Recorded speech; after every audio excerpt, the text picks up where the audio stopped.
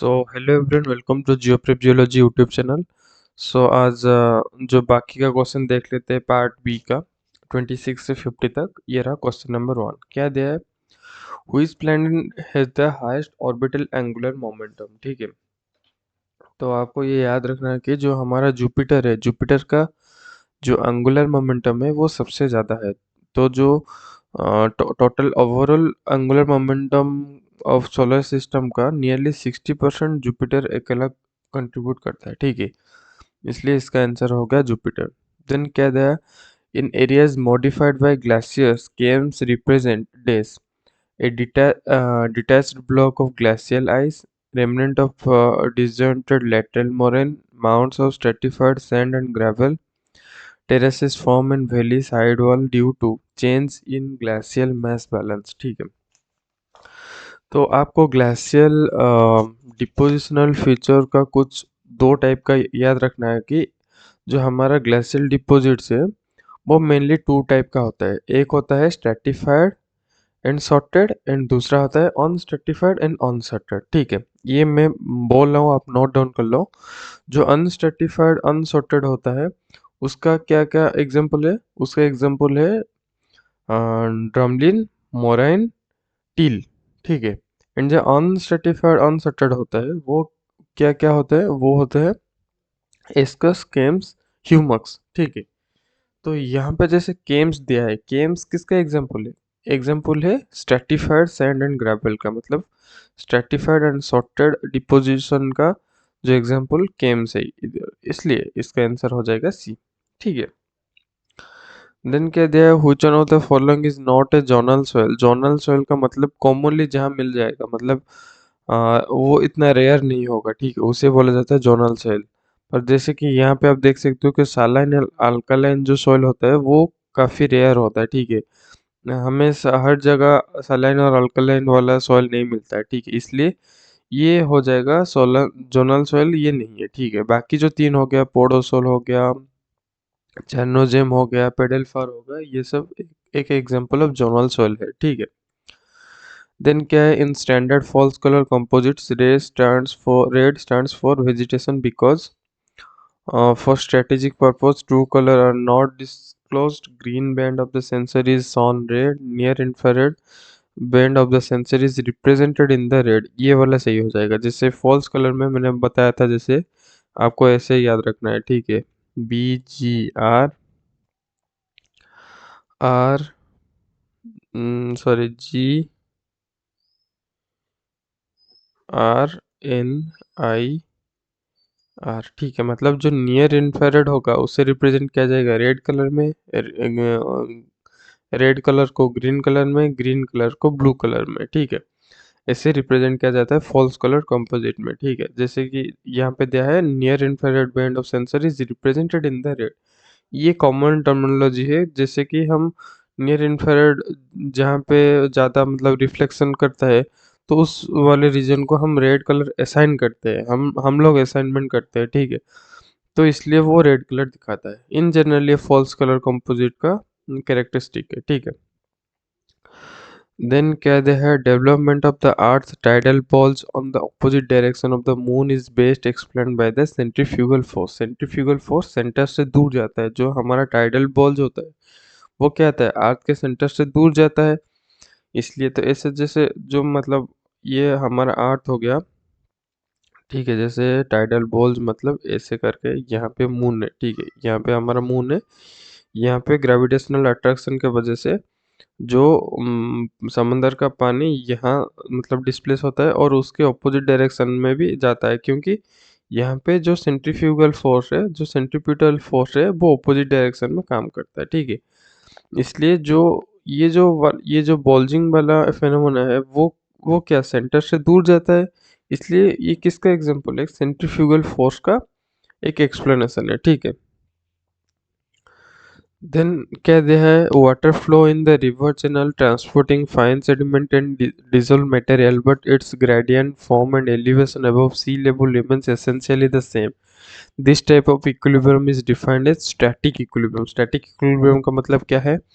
जो सी लेवल के ऊपर उसका जो ग्रेडियंट होगा, जो एलिवेशन होगा, वो एसेंशियली सेम होगा, उसे बोला जाता है स्टैटिक इक्विलिब्रियम। ठीक है, आपको ये याद रखना है। देन क्या they identify the type of mass moment.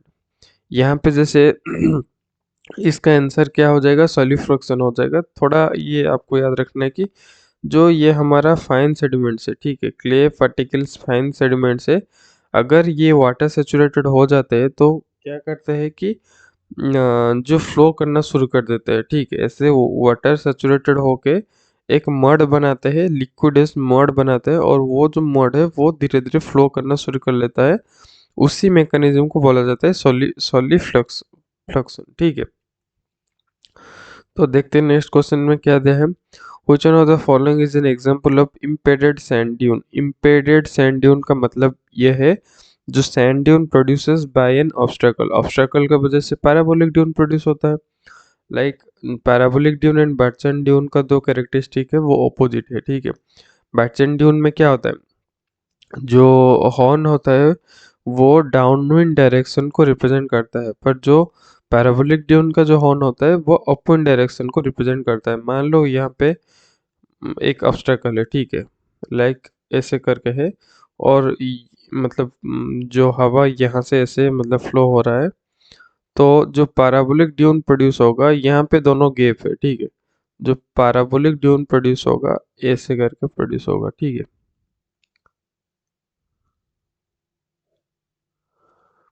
ये विंड का डायरेक्शन है। तो इसका हॉर्न जो है वो अपविंड डायरेक्शन को रिप्रेजेंट करता है, पर जो हमारा बर्चन ड्यून कैसे फॉर्म होता है, बर्चन ड्यून उसका उल्टा हो जाएगा, ऐसे करके फॉर्म होता है, विंड डायरेक्शन ऐसे ही है। तो यहाँ पे कोई भी ऑब्स्टेकल काम नहीं देता। ऑब्स्टेकल हो गया, वेजिटेशन हो गया, पैराबोलिक ड्यून प्रोड्यूस होने में कोई भी एक ऑब्स्टेकल और वेजिटेशन और समथिंग लाइक दैट मतलब यूज किया जाता है, मतलब उसके वजह से ही पैराबोलिक ड्यून प्रोड्यूस होता है। देन क्या दिया है, if the density of A compact rock of sandstone is 2.5 gram पर centimetre cube, then what will be its density if it is 10% porous and water saturated। ठीक है, क्या बोल रहा है, एक कॉम्पैक्ट रॉक दिया गया है, कॉम्पैक्ट रॉक सैंपल जिसका डेंसिटी दे दिया है 2.5 ग्राम पर centimetre cube, then what will be the density if it is 10% porous. ठीक है, 10% पोरस होने के, पोरस होके उससे वाटर सेचुरेट करेंगे और उसका डेंसिटी कितना निकालेंगे। ठीक है, तो पहले तो हमें सॉलिड ग्रेन का यहाँ पे मास निकालना है, फिर वाटर का मास निकालना है, दोनों को ऐड करना है, जो हो जाएगा, और फिर डेंसिटी का फॉर्मूला मास फॉर वॉल्यूम निकाल के निकालना है। ठीक है, एक एक करके करते हैं यहाँ पे, एक सेकंड, यहाँ पे आराम से करते हैं। ठीक है, जैसे कि एक सेकंड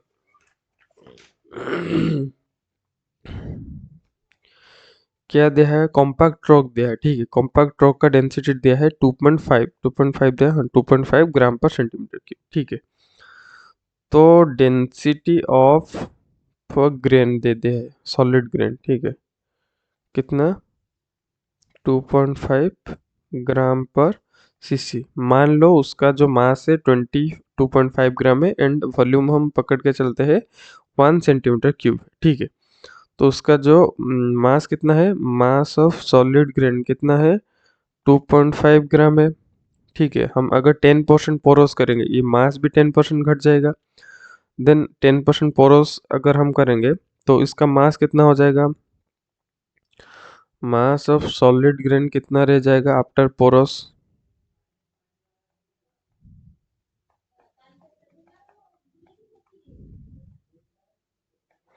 आफ्टर 10% पोरोस कितना होगा, 2.5 का 10%, मतलब एक सेकेंड, इसका इरेजर कहाँ पे है भाई, छोड़ो इसे कट कर दो ऐसे। इसका क्या हो जाएगा, 2.5 माइनस उसका 10%, 2.5 इंटू 10/100। ठीक है, ये कितना आ जाएगा, लगभग लगभग 2.25 ग्राम आ जाएगा। ठीक है, ये क्या मास ऑफ ग्रेन पार्टिकल आ गया। देन सैचुरेट मतलब पोरोसिटी हो गया है, पोरस हो गया है, देन उस पोर स्पेस में हमें वाटर को फिल अप करना है, ठीक है। तो वाटर का मास हमें पुट करना होगा। तो वाटर का मास कितना होगा, जो मास ऑफ वाटर कितना है, लाइक जैसे हम करते हैं कि सॉरी ये गलत हो गया, एक सेकंड, इसे इसे क्रॉस कर लो, यहीं पे करते हैं, ठीक है। जैसे कि हमें मास ऑफ सॉलिड ग्रेन निकालना है, ठीक है। मास ऑफ सॉलिड ग्रेन हम कैसे निकालेंगे, अगर 10% हमारा पोरोसिटी है, मतलब पोर स्पेस 10% है, तो 90% क्या होगा, सॉलिड ग्रेन होगा, ठीक ठीक है। तो इसका जो 90% जो हमें मिलेगा डायरेक्ट सेम टू सेम, वहाँ पे हम 10% माइनस कर रहे थे, यहाँ पे डायरेक्ट 90% करेंगे, हमें थोड़ा इजी हो जाएगा, ठीक है। जैसे 2.5 का मैंने 90% ले लिया, ये किसका मास हो गया, mass of the solid grain हो गया। प्लस अगर हम मतलब उसका इसका 10% लेंगे, इसका क्या हो जाएगा, मास ऑफ वाटर हो जाएगा, क्योंकि वाटर का जो डेंसिटी हम लेते हैं कितना, 1 ग्राम पर सीसी लेते हैं, ठीक है। 1 ग्राम पर CC density equal to mass पर वॉल्यूम, मास पर वॉल्यूम। मास कैलकुलेट करने के लिए वॉल्यूम इंटू 1 करना पड़ेगा, मतलब जितना वॉल्यूम होगा मतलब मास इक्वल टू कितना, 1 ग्राम पर सीसी इंटू वॉल्यूम। तो 1 से मल्टीप्लाई करेंगे तो उतना ही आएगा। तो सेम टू सेम 2.5 का जो 10% जितना लेंगे वो मास ऑफ कितना हो जाएगा, मास ऑफ वाटर हो जाएगा, ठीक है। और वॉल्यूम हमने एज्यूम किया कितना, 1 ग्राम पर सीसी। इसे कैलकुलेट करो, ये आ जाएगा 2.2335, सॉरी 2.35 ग्राम आ जाएगा। एंड वॉल्यूम हमने अज्यूम करके रखा है 1 ग्राम पर सीसी, पहले से लेके रखा है, ठीक है। तो उसका क्या आंसर हो जाएगा, 2.35 ग्राम पर सीसी, ठीक है। देन देखते हैं नेक्स्ट क्वेश्चन क्या है। Kepler's third law of planetary motion is represented by which one of the following expression. P दिया है ऑर्बिटल पीरियड, ए दिया है semi major axis of the planetary orbit. ये सिंपल सा क्वेश्चन है, जैसे कि आपने पढ़ा होगा कि जो ऑर्बिटल पीरियड का स्क्वायर है वो directly proportional to the cube of the semi major axis of planetary orbit हो जाएगा, ठीक है। देन क्या है, which one of the following is the fastest moving plate. Fastest moving plate इनमें से नाज़का प्लेट होगा, जो कि हमें कहाँ पे देखने को मिलता है, पेरू कोस्ट में देखने को मिलता है कि पैसिफिक के ईस्टर्न पैसिफिक रीजन में जो वो सब्डक्ट होता है साउथ अमेरिका के नीचे, ठीक है। साउथ अमेरिका प्लेट के नीचे नाज़का प्लेट सब्डक्ट होता है, और उसका जो स्पीड है सबसे ज़्यादा है, सबसे ज़्यादा स्पीड नाज़का प्लेट का है, ठीक है। देन क्या दे है, downward bending of isotherm is commonly observed in which one of the tectonic setting. यहाँ पे जैसे डायग्राम में आप देख सकते हो कि ये जो आइसोथर्म है इसका मूवमेंट ऐसे डाउनवर्ड हो रहा है, मतलब लाइक ये हम 600 डिग्री पकड़ के चलते, 600 डिग्री यहाँ पे नीचे आ जाएगा, 800 डिग्री ऐसे डाउनवर्ड बेंड हो जाएगा।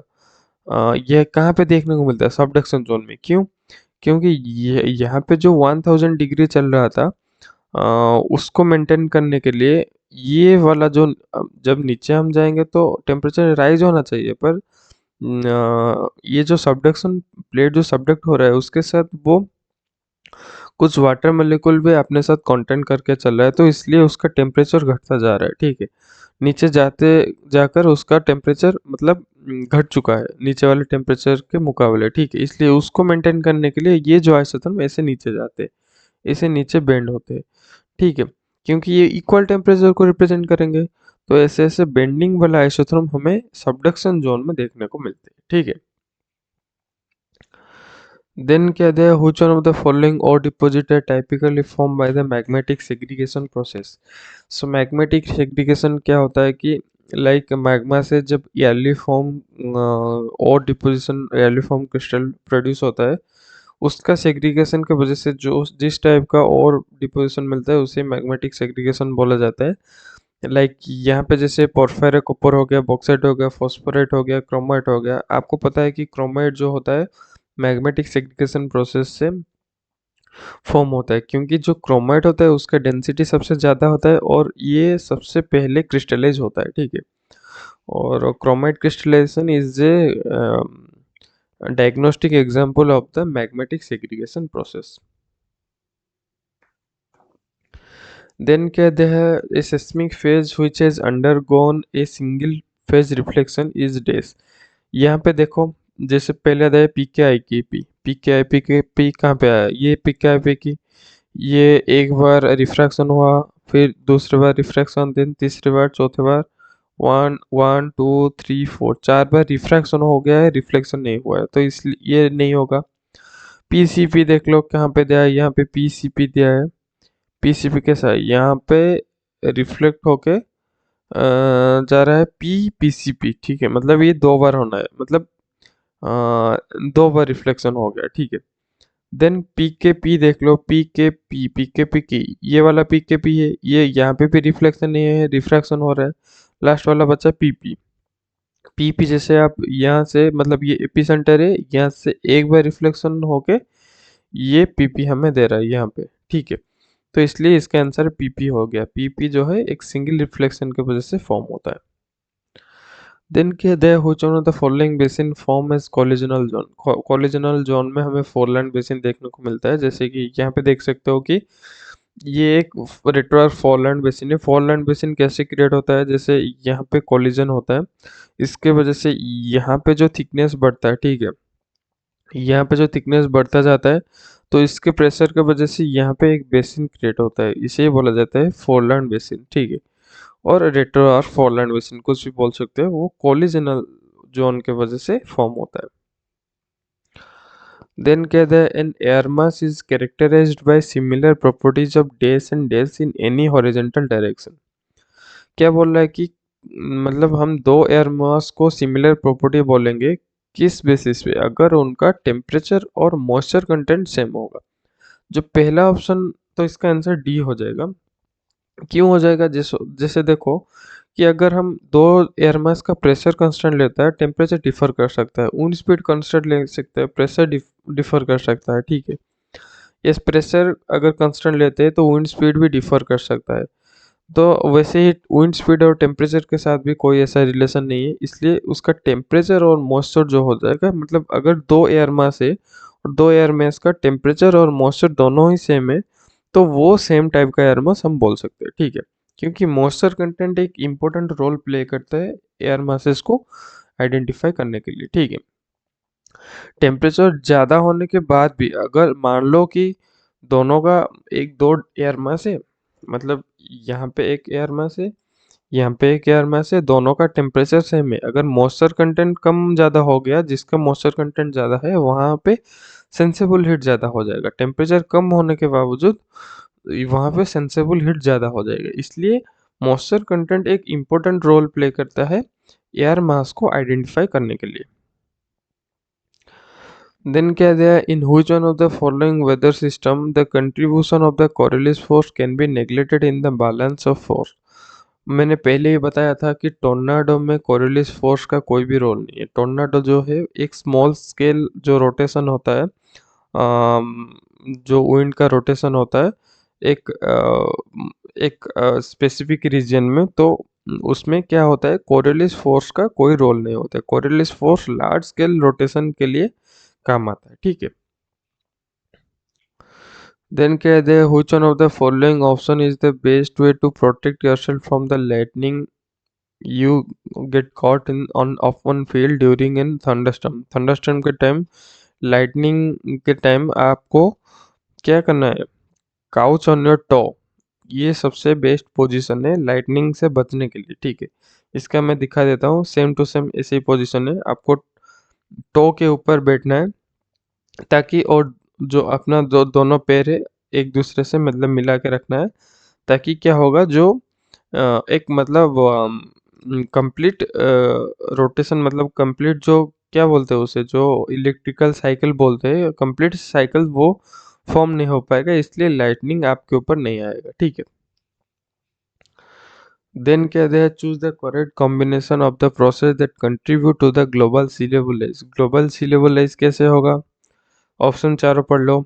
ये वाला क्या दिया देखो जैसे कि warming of the ocean and land ice melt. अगर लैंड आइस मेल्ट होता है तो वो जो मेल्ट वाटर हुआ के ओशन में मिलेंगे तो ओशन का जो सी लेवल राइज होगा, देन वार्मिंग ऑफ ओशन के वजह से ओशन अगर वार्म हो रहा है तो उसका वॉल्यूम बढ़ेगा तो तब भी सी लेवल राइज होगा।